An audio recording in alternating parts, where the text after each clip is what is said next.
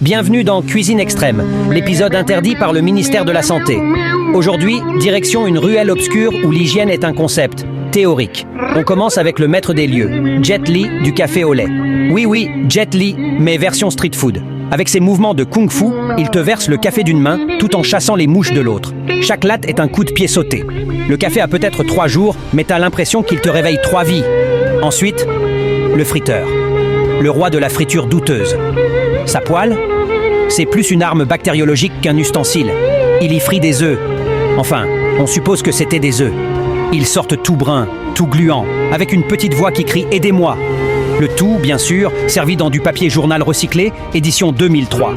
Le gras ressort à travers, ça te lit ton horoscope en bonus. Mais le clou du spectacle, le sorcier des sauces.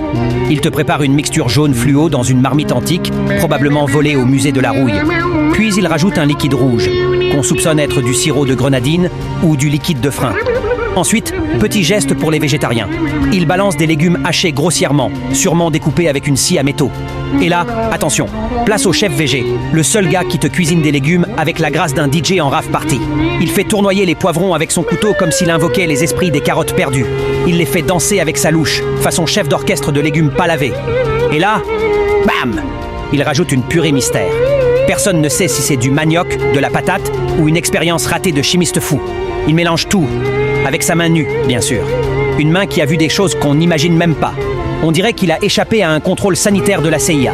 Son chef débarque, hurle, bouge de là, le pousse et saupoudre généreusement une poudre blanche non identifiée. De la farine, du plâtre, du sel de l'Himalaya qui a mal tourné. Mystère. Puis là, clap final, la pluie de Jumbos, comme si c'était du parmesan. En vrai, c'est sûrement pour tuer les vers dans ton ventre avant qu'ils grandissent et prennent un CDI. Et pour finir, l'ingrédient secret, du sang. Oui, du vrai sang. Mais on ne sait pas d'où il vient. Il a peut-être braqué le centre de don du sang, ou c'est juste de la betterave très maltraitée.